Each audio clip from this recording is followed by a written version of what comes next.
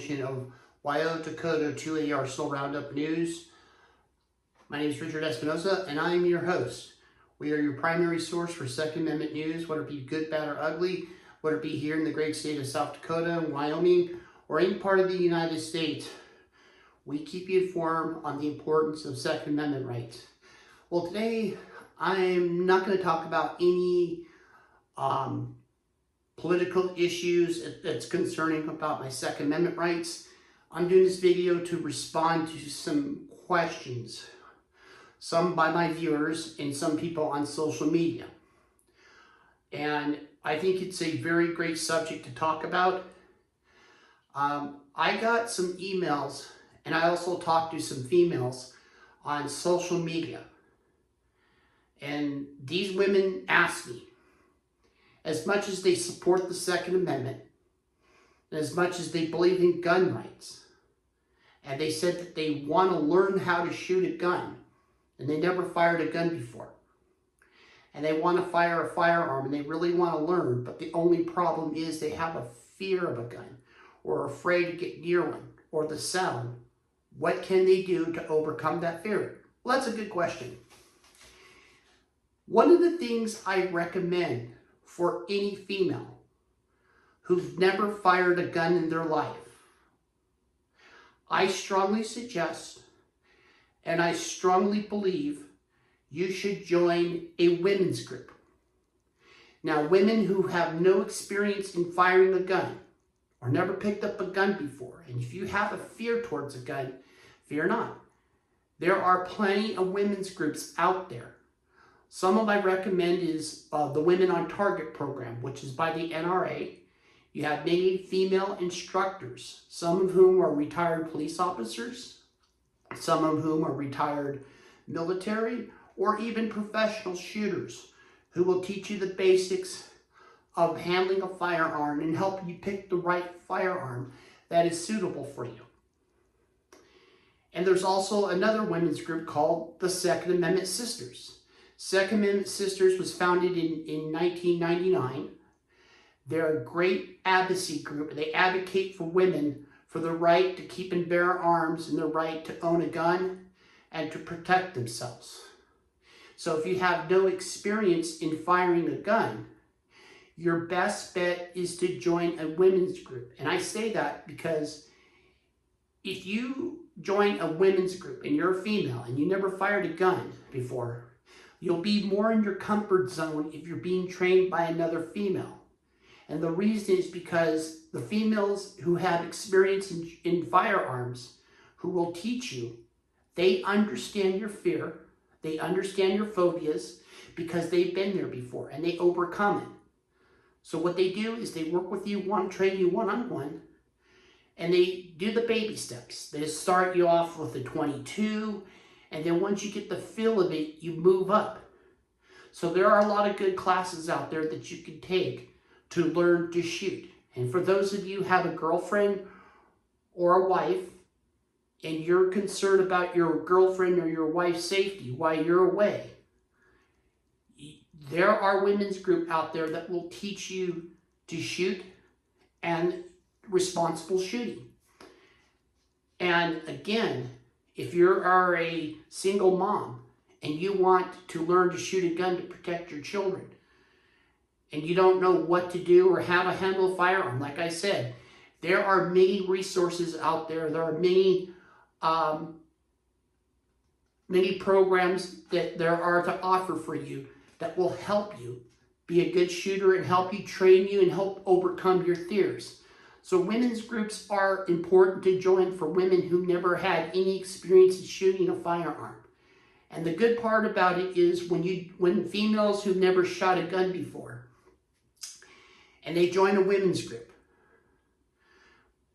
it helps build their confidence, it helps build their self-esteem, and then once they get the training, they can be trained by men or anybody else. See, one thing I learned about shooting firearms, even if you're an experienced shooter and you shot guns before, you're always going to learn something new when it comes to firing a gun, always. You can be the most experienced shooter in the whole world, the best shot in the whole world, and you're always going to learn something. Because there's always different methods, different ideas of what you can do to shoot a firearm or a better gun to buy for your home defense or your personal carry.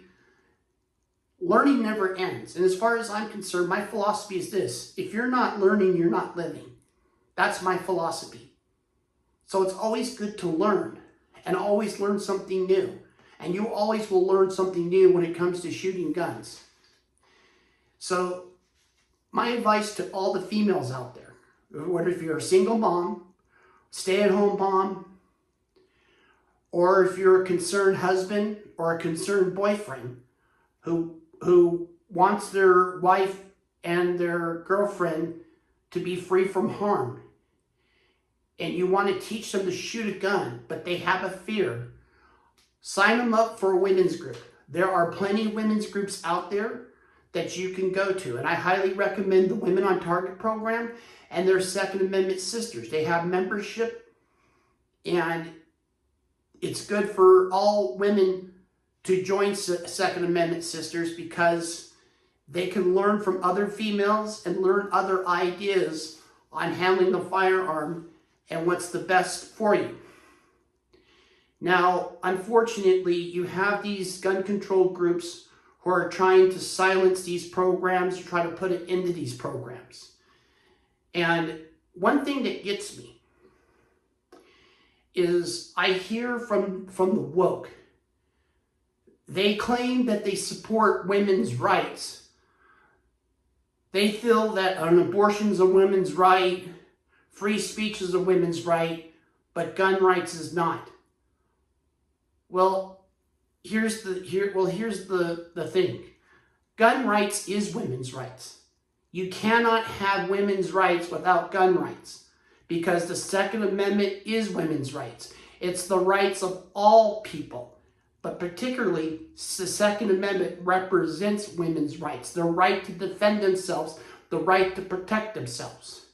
And I hear it every day in the news. These politicians, especially these hacks, who say they're feminists, they support women's rights, but yet they deny a woman's right to use a firearm in self-defense. And the worst part is former president of Moms Demand Action, Shannon Watts, she has the audacity to say that it's better to be raped than to shoot the rapist because the rape doesn't last very long. Well, I have news for Mrs. Watts. Rapes last a long time, and you get traumatized for the rest of your damn life. How dare you say something like that? But Shannon Watts is no longer part of Moms Demand Action, but every now and then she flaps her gums and speaks nonsense on social media because she hates the fact that females use a gun to protect themselves. So if Shannon Watts thinks that rapes only last for a few minutes, and I suggest you should watch the movie Jesse's Girls with Sandra Curry. If you've seen that movie, it's probably, in my opinion, one of the worst Western movies I've ever watched, and I still get traumatized. If you know the story about Jessica Hartwell in the movie Jesse's Girls, her husband was murdered by a group of thugs, and she was brutally raped for hours. It was one of the worst rape scenes I've ever seen in my lifetime. And yet you have people from Hollywood who are against your Second Amendment rights, but they're the ones who promote sexual violence and gun and the so-called gun violence. I don't call it gun violence, I call it human violence. But they like to use guns in their movies. They're okay with that, but they're not okay with you to use a gun in self-defense. And that's one of my biggest beefs I have with Hollywood, especially with these directors who are against your right to keep and bear arms. But some of the things that these politicians ignored, women who had a chance to use a gun or could have used a gun to save their life, but didn't because of stricter gun laws.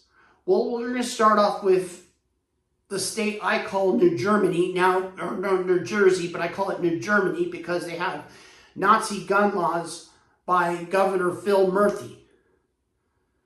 And I'm going to give you some examples. And here's one, is the story of Carol Bowen. She was killed by her ex-boyfriend, Michael Estel, in June 3rd of 2015. Bowen had to wait 30 days to get her firearm and wait 30 days to get her permit, but she was by then already been killed by her ex-boyfriend, And Estel is a convicted felon. He was served 5 years in prison for some type of petty crime, but then he ended up murdering her.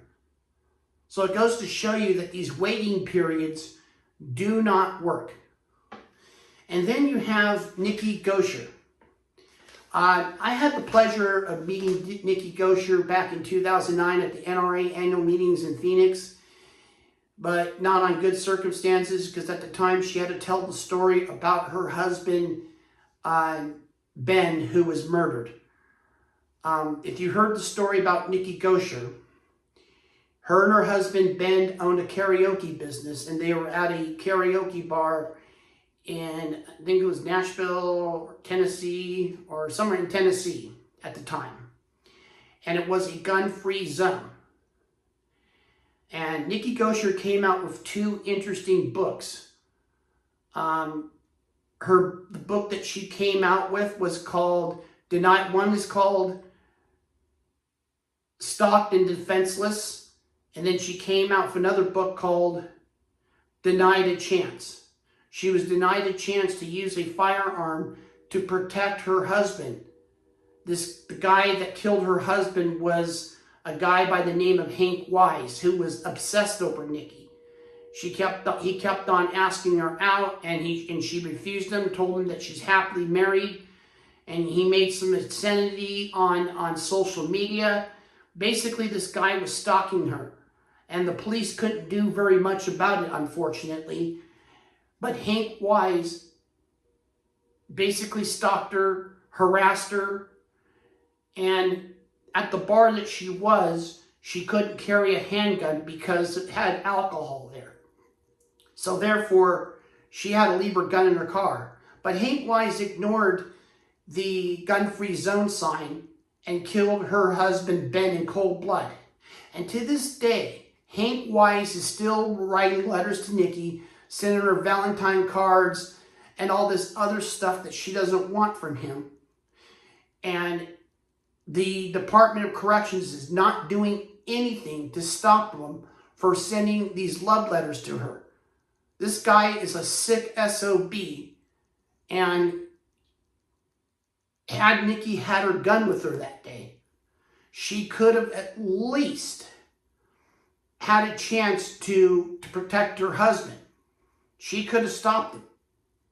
But then again, these gun control advocates will argue, says, well, how can you be so sure? Well, you know what? You would have a better chance of protecting your life if you had a gun than you didn't. But again, these gun control advocates, they don't believe in self-defense. They don't believe that there should be no excuse to kill anybody, even if they're going to take your life. Just be a singing duck. That's what they believe. And then you had the case with Amanda Collins. Amanda Collins was brutally raped by James Belay, who is a serial rapist. He also raped and murdered Breanna Dennison, I think a few hours apart from when Amanda Collins was raped. Well, Amanda Collins is a concealed carry holder at the University of Reno, Nevada. She had a concealed carry license. She had all the documentation to carry a gun, but the campus wouldn't allow her to carry a gun. You see, rapists and murderers know where the gun-free zones is, and they're going to go after you because they know that they can. You know you're going to be unarmed and defenseless. And all you're doing is inviting trouble. But these politicians don't see it that way, neither do the university officials. You see, one thing you got to understand about a rapist, they're like rabies. What do you do to a dog that has rabies and it becomes vicious and it wants to kill you? what's your option? You got to put the dog out. And I love dogs, and I love cats. I'll admit, I'm an animal lover. I'm a pet lover. I love dogs and cats, but if I had a dog that was vicious, and it was going to kill my kids or kill my wife if I had them, I would have no choice but to kill it, because it has rabies. An animal that has rabies becomes vicious. Well, rapists and murderers are rabies. They have the rabies in them that makes them kill. Now, true, I'm not making any excuses for these rapists or these murderers. Although it is true that they lived in broken homes, some of whom had abusive stepfathers, they've been molested before, but that part of the rabies was spread into them, and they make it think it's okay. You're never going to stop a rapist unless you put a bullet in their head. That's the only way you're going to stop them. It's better to have dead offenders than repeat offenders on the street. What would you rather have? Would you rather pay your tax dollars to keep a guy with rabies alive, or have somebody use a firearm in self-defense and get rid of the bad guy, put him out of his misery and end his life, and you don't have to worry about paying the taxes? And it's one less a-hole that the police officers have to deal with. So that is why it is important that every woman should learn to use a firearm for protection. Now, I've been getting a lot of heat from this, especially from my communist college professors. They think that I'm wrong, that women should take the time to learn a firearm. They simply say rapists need to learn to keep their penises in their pants. You know what? That may be true, but here's the thing. You're always going to have sick people in this world. You can't stop sick people from coming into this world. But what you can do is put it into sick people who are going to become a threat to you. Why be defenseless when you don't need to? But unfortunately, you have these politicians who deny you your chance to protect and defend yourselves. And that is why it's important. And the good thing is we're having more and more women involved in the Second Amendment rights group. We have a lot of females on YouTube who I follow and listen to, and they are an inspiration to me. They encourage me to send this message to everybody because I do care. And I hate it when women get raped. I really hate it. It pisses me off when I hear about it. And I say to myself, if only they had a firearm or some type of weapon, they would have at least a fighting chance to live. See, what these politicians don't want to accept that, these rapists are usually big dudes. Men are technically stronger than women. That's a fact. We have bigger body mass. But the best advantage that you can give a woman to protect herself against a man with rabies, a rapist, who I call a man with rabies, is use that equalizer, that firearm, put him out, end his life. Because you're doing society a favor when you're doing that. That's why I encourage every female out there. If you never fired a gun in your life, you never touched a gun in your life, but yet you have that fear, your best bet is to join a women's group. And I guarantee you, when you join a women's group, any female out there that joins a women's group, it will be the best decision you'll ever make in your life. You'll overcome your fear. I promise you. You will, in fact, overcome your fear. You will get the best training. There are female instructors out there who will be patient with you, who will guide you, and pick the right firearm that's suitable for you. Now, also people told me, what would be the best gun for self-defense? What do I highly recommend? Well, I do have some examples right here, and I'll give you one. right here I have a, excuse me. Right here I have a Bursa Firestorm. It's unloaded. Unloaded. What I like about this Bursa is it's concealable and it's affordable. You can get this for under $300. Now, I know people have a difference of opinion when it comes to firearms, and a lot of people will hate the gun that you like, or you're going to like the gun that they're going to hate, but it's all about personal preference. And as far as I'm concerned, nobody should knock somebody down because they like a certain gun. Whatever gun works for you is the gun that's right for you, as far as I'm concerned. But I'm going to give you some ideas what I like about this Bursa Firestorm.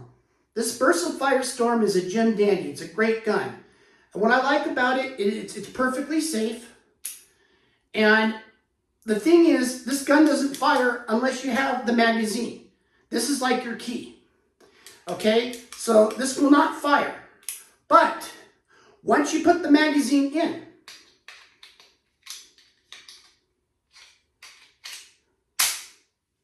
it's ready to fire. You can feel the trigger pressure on here.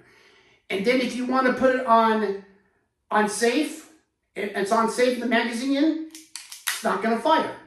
But one thing I got to tell you is that never depend on any safety device. Just because you have a safety device on there doesn't mean that the gun will go on. You have to treat every firearm like it's loaded. You can get these for under $300. It's a .380. I personally like it. It's a great gun. And I also have other guns. I had 2 Glocks, and I love my Glocks, but because I needed the money, I sold them to my uncle a long time ago.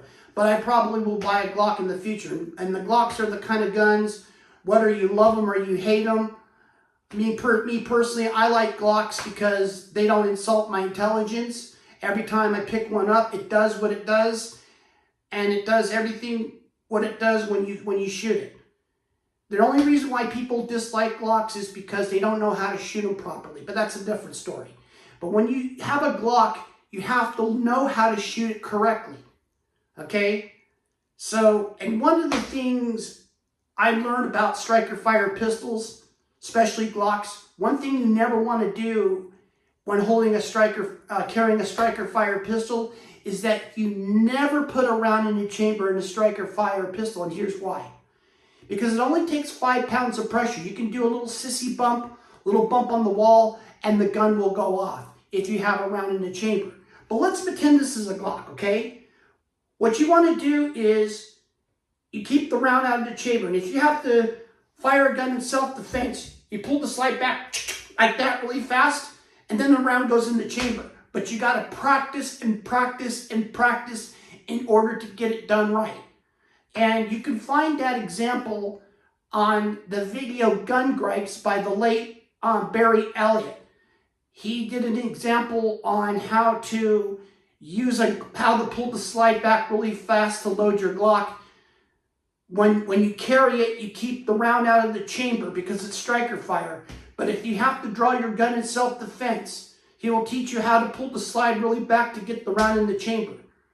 So, for those of you who are females or anybody that's looking for a good considered carry gun, this is a perfect gun for that. It's concealable. It's a gem dandy. I like it personally. It's a great gun. I know people might have a difference of opinion on the Bursa, but me personally, I had a great experience with it. I really do like it. And then I also have this Beretta Neos. It's a perfect training gun. It is unloaded, excuse me. And on this Picatinny rail, I have this little laser dot sight, which is really good. Perfect for practicing. And you can change the dots on this side with this little module knob right here. This little module knob. You can turn it to green, blue. You can turn it to a cross or whatever. Whatever is comfortable for you to make your target on this. But they also have these little bore sights that you can put in here so that you can retune your sights on your laser dot so that you can make a perfect even shot when you practice. And 22s are very perfect for practicing. They really are. And they're the best training tool for practicing for beginners, especially for females who never fired a gun and they're not that loud. Although back there I have my Ruger Mark I that belonged to my late father.